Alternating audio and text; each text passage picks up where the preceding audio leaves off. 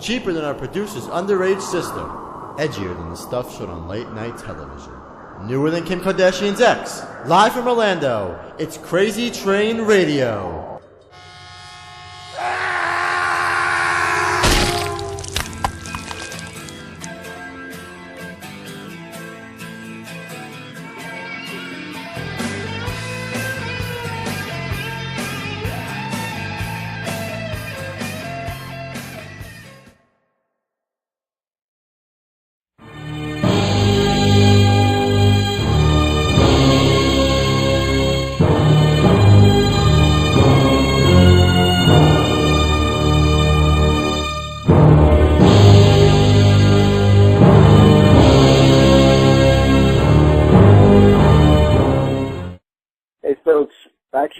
Following up right now on the line with Bertrand Hebert, one of the co-authors of a great interesting book, Mad Dogs, Midgets, and Screwjobs, which this book is actually based on the 100 years or so of Montreal professional wrestling and different things going on in the Montreal wrestling scene, pro wrestling scene.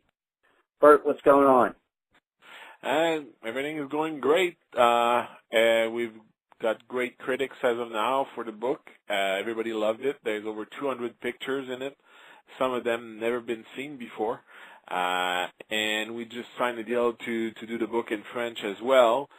So we're really happy about it, that we're going to be able to share that story in Montreal in our native language with everybody that at one point or another became a wrestling fan, because here, for a long time, guys like Edouard Carpentier or Yvon Robert before him, became really legends. And, you can ask a room here of 100 people, and if you ask about Edouard Carpentier, I think everybody will have some sort of anecdotes. Either they saw him with their dad or their grandfather talked about him.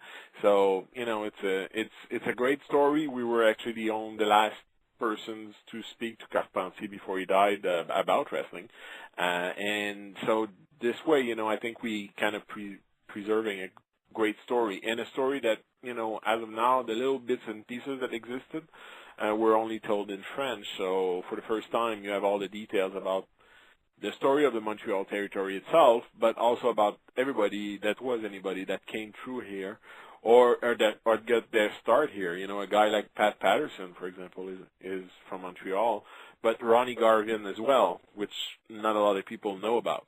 So, we have their story from their early beginning until today. Well, that's great that they're actually going to. Now, will it be ECW Press that's promotion this out by in ECW French Press as well? Or? No, in French, we have signed a deal with the French house here, Libre Expression. We had kept our rights for the French version. And it's by the end of the year, October 2013, we should have a French version here. But as of now, the English version has been received so well by the media and the fans, even though, not everybody can access it. But everybody thought it was a fantastic book, and we got tons of media. You can check our webpage on Mad Dogs, Midgets, and Screwjob on Facebook.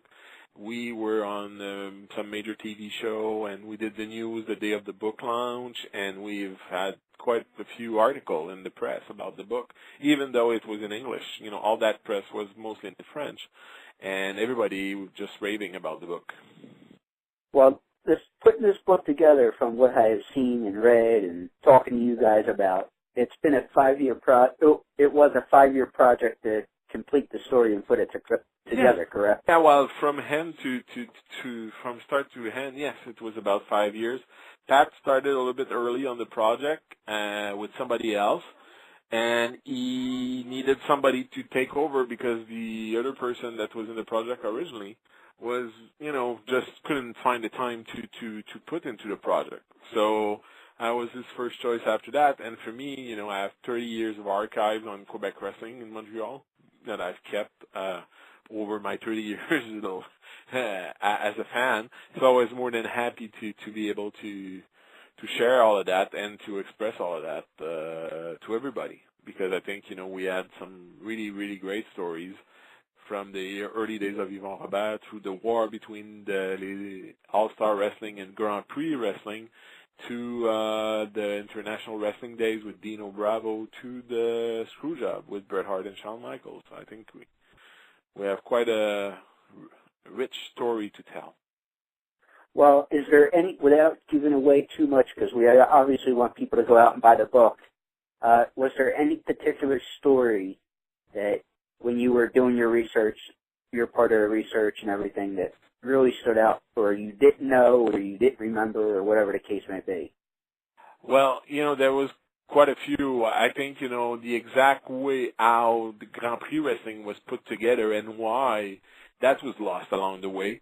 And we kind of stumbled on a little piece of the story. Then, we took that and moved on to do more research, ask a few more former wrestlers, a few more questions, put that together with that together, got into the National Archive again, dig down, and to finally learn that, there was a big piece, a big chunk missing, because story up until now has always said that, when Eddie Quinn lost television, it took, almost 6 years before Johnny Rougeau started back All-Star Wrestling and got back on television. The story is that actually, Eddie Quinn moved this TV show to the same station that Johnny Rougeau took over 6 years later. And there was a dead period where there was no television, but there was, after the death of Quinn, Yvon Robert and Johnny Rougeau, for some reason that we were unable to uncover, but there was some sort of a business breakup, if we want to call it that. And after being together in a pair, and that's the point where Yvon Robert went and see Mad Dog Vachon and Butcher Vachon and brought them back to Montreal to start an opposition company to Johnny Rougeau, who had started his company using some of the Yvon Robert's material. So there was that story kind of, Yvon Robert died in the first year of Grand Prix, and after that, All-Star ended up winning the war, and it just, I think out of respect, they just left that part of the story out, because Johnny Rougeau had his own book just before he died in '83, and, that was just left out of the equation. And I think it was very interesting to learn that, the teacher and the student had that falling out, and that explained why there was a Grand Prix was put together. Now, obviously, you mentioned earlier, and again, don't want to give away the whole story, but being from that area, the big story in '92, '93 there would be Dino Bravo's death. Yeah. How in-depth was that covered? Well, it was here in Montreal. I mean, we said it in the book. For one last time, everybody wanted to speak about Dino Bravo. All the television stations in Montreal covered the stories, all the newspapers. It was in the news for about a week back then, and it was a pretty big story. And strangely, when we went back and searched on everything that was published at the time, there was kind of a feeling that, there might have been some sort of clue of where it was going, and they were going to find something, and they were even scared that since Bravo was connected by family to some of the crime families, that it might end up, turning into a gang war of some sort. And nothing happened. After Dino's death, there was no war, there was no retaliation, there was no arrestation. It's going to be 20 years now in March, and it's still a mystery.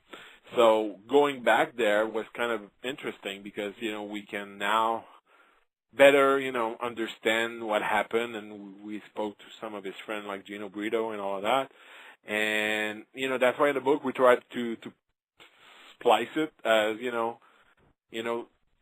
as more of the death of Adolfo Bresciano, which was his real name, and not necessarily, Dino Bravo, who was, for as far as numbers goes, maybe the third biggest draw in the history of the Montreal territory, behind Johnny Rougeau and Yvon Robert. So in the 1980s, at some point, Bravo in Montreal was so strong that they were thinking about putting a Hulk Hogan-Dino Bravo match at the Olympic Stadium. So that's how big and how hut of a ticket seller it was in Montreal. But, they explain it in the book, people like Martel and the Rougeaus that were there, Montreal was able to do joint shows with WWF in 85, but by the end of 85, the WWF machine was running so fast and so strong that they were able to push international wrestling out of their deal and just move on alone without them.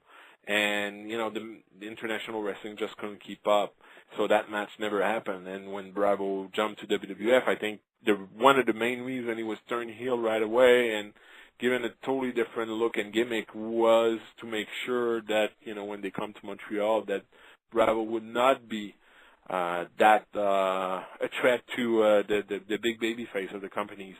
But years later, they finally did that match at the Forum with Hogan and Bravo, and they still draw a very, very good crowd. So that was the story. But going back there, that was kind of special. We were able along the way to meet his daughter, who was only 5 years old when all of that happened, and that was really nice because she came at the book launch, and she was meeting some of his dad's friends for the first time, whether it's Rick Martel or Gino Brito. She had not seen them. The last time she had seen them, it was when she was 5 or 4. So that was kind of special for her and for us to put that together, because the book launch kind of became the biggest wrestling reunion in the history of the Montreal territory. We had the who's who of the territory that still live in Quebec that came to the book launch to give their seal of approval on our work. So that was very special as well. Well, Bert, we want to get your partner on the line, but while I got you, tell everybody where they can get a copy of the book if they want to check this out. Okay, it's available on all the online store, either on ebooks or PDF version or Kindle version and all of that. The good old paper version is available as well, all the online bookstores. I think all good bookstores should have it. I've heard in the States it's Barnes & Nobles mainly. If they don't have it or don't carry it for some reason or sold out, which has happened, you just basically ask for it. Just ask for Mad Dogs, Midgets, and Screwjobs by ECW Press, and any good bookstore will order the book for you. And like I said, there's our the Facebook page, Mad Dogs, Midgets, and Screwjobs, and or the website, QuebecWrestling.ca. Bert, that's about it. Thank you so much. Make sure people go out and get this. We're going to take a quick break. We're going to get your partner and fellow co-writer on the line as we speak. Thank you so much, Bert. Okay. Good night.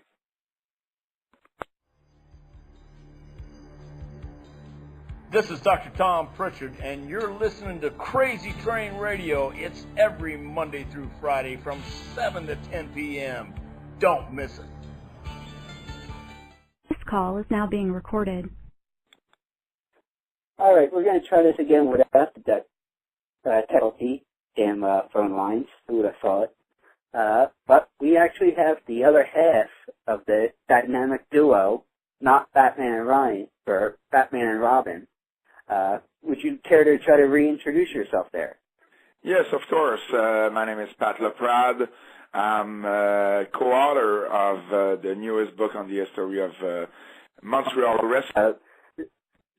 Don't tell me we lost you again. Yeah, I'm there.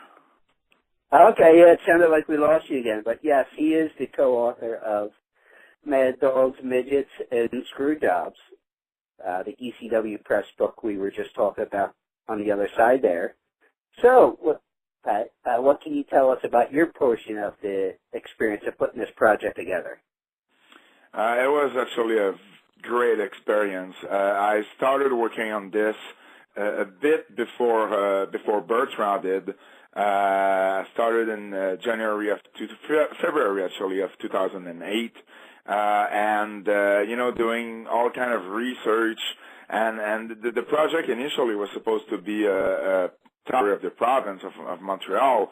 And while working on it, it would be a good idea to add other kind of stories, that goes with that go with these wrestlers, And we started, me and another partner started doing interviews with a bunch of former wrestlers of the territory, and that other partner unfortunately wasn't able to stay in the project because he was too busy with his work, and I mean, for the last 4 years we've been working on our butt off, just to have the most accurate book out there about the history of wrestling in Montreal. That was probably the most important thing for us.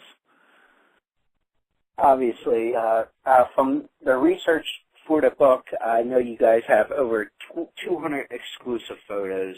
You've spoken to over 100 people involved with the Montreal wrestling scene, and you really try to engulf the true story of that territory. Is there anything from the project that really stood out for you that you maybe didn't know about the wrestling industry or specifically that area? Well, I was amazed actually on how Montreal was a big wrestling city at the beginning of the 20th century. I mean, that era from early 1900s up until 1920 or so, Montreal was really a huge wrestling city. All the great stars of that era wrestled in Montreal, including Frank Gotch, including George Hackenschmidt, plus some local stars. And you know what? Even the promoter of that era in Montreal was a guy named George Kennedy. And what is the most fascinating thing about him is that at the same time that he was, the promoter of wrestling in Montreal, but he was also one of the, most known sports promoters throughout North America. Well, he was also owner of the Montreal Canadiens of the NHL. He actually was the owner when they first won the Cup, the Stanley Cup, 2 years before the beginning of the NHL. So, I mean, that's just some fascinating things I learned, while searching on that era. We're losing you, sir. This is some kind of, the real true first golden age of wrestling in Montreal. Yeah, you actually dropped off there, but you were saying that promoter was also the owner of the Montreal Canadiens, correct? Yes. I'm sorry, I was cut off. I'm sorry. George Kennedy, the promoter, was one of the best sports promoters throughout North America, and he was also the owner of the Montreal Canadiens, and he actually won the Cup. He was the first owner of the Montreal Canadiens to win the Cup 2 years before the NHL started, actually. So I mean, I was amazed to see, all those things and to learn about all those things while searching on that era that I considered the first true golden age of wrestling in Montreal. Well, Bert was telling us about the positive response he's heard about and been contacted about, but what kind of feedback have you gotten personally? Hello? Hello? Yeah, I'm there. Okay, yeah. I guess you're on a cell phone or something there. No, that's Bert my, was telling us landline. earlier about this. What's that? That is my landline phone. Okay. Who knows? Damn technology. But Bert was telling us about some of the feedback he was getting on the project being out in English, which is amazing. But what's the feedback you've gotten so far on the project? The feedback, it's just great. We are really amazed about, what the reaction people have so far for the book.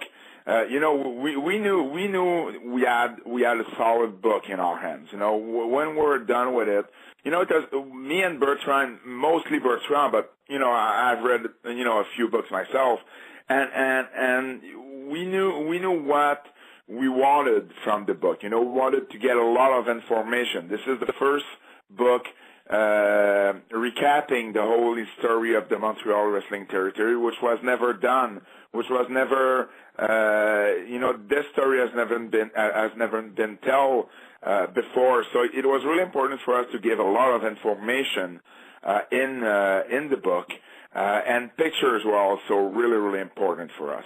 And if we were to give a lot of information, we wanted to be as accurate as possible. So for us, a lot of research was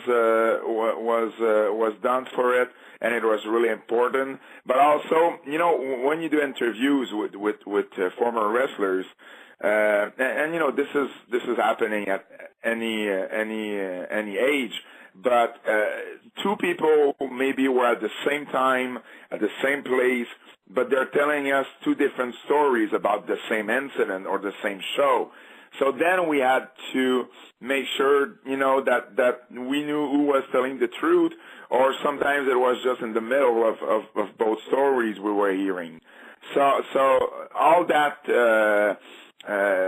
considered, we wanted to make sure that all the informations we were giving in the book were accurate, were what it really is, and the reaction so far, it's exactly, on the things that we thought, we would be good at.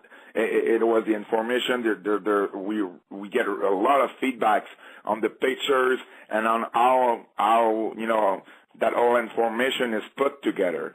One of the things that we also heard is that the book. What's good about the book is that you can read it from top to bottom. From the early 1900s up until today, or you can pick and choose. Your a bio here or a story there, and go back from the beginning after and read it. So there's like kind of two ways. It's not just an encyclopedia encyclopedic kind of book that we're having, but it's also a book that you can read from page 1 to page 400, and from what we heard, the book is hard to when you start reading it, the book is hard to put down. So that's a heck of a compliment, if you ask me. Well, my last question for you, sir, is this. Obviously, and you cover it in the book, there's a lot of history from that territory throughout the time. You have, a lot of families. You mentioned the Rougeaus, the Vachons. There's, Bravo was from the area. There's just a lot of talent and history from that territory. Do you see, from what you see or know about, should we expect to see any particular talent coming out of that area of Canada on the national or international scene? Well, we might. I mean, there's actually two already who are doing good outside of Montreal. You get El Generico. You got El Generico, who was, for the past 3-4 years, one of the most booked indie stars, throughout the world. Actually, he wrestled in 29 countries, and he just got signed by WWE, and he's in Tampa right now. And you also got Kevin Steen, who's the Ring of Honor champion, who's been, also, he had, last year was a heck of a year for him. He was almost the king of the Indies. And you never know, maybe in the near future he might join his buddy Generico in the WWE as well. And we have a girl, actually, a women's wrestler, Lufisto, who actually was working for Shine down in Florida last Friday, who also works a lot, in the States, and she's been to Japan and Mexico. So there's still talent from the territory who actually go elsewhere, who is able to wrestle and to know other venues, and to wrestle those guys and just the local guys that we have here. And I think of course wrestling is not what it used to be in Montreal, mainly because there's no more there's no more there's no big one big promotion like it used to be that is on TV, but that's in a lot of places, right? Since WWF took over 30 years ago, it happens a lot to a lot of great wrestling cities, and Montreal is no different from these cities. But it's fun to see that we're still able to produce good talent like Steen with Fisto and Generico. One more time for our listeners. I'm sorry, Adam, but I'm forgetting Alex Silva. Alex Silva, who was the first Gottschalk winner in TNA, and who's working for OVW for a few years now. He's another one. He's very young, He's only 22, 23 years old. So, I mean, even if this contract Gottschalk thing wasn't, didn't do much for him yet, he's still very young, and you never know what the future holds for him. But I mean, he's another one who's from Montreal territory, and who's able to work, on a near national level. Well, one more time for our listeners. Where can you have people pick up the book? The book is available on Amazon, Amazon.com, probably some bookstores, but in the States, we don't know exactly where, which bookstores, but online, Amazon.com is the easiest way.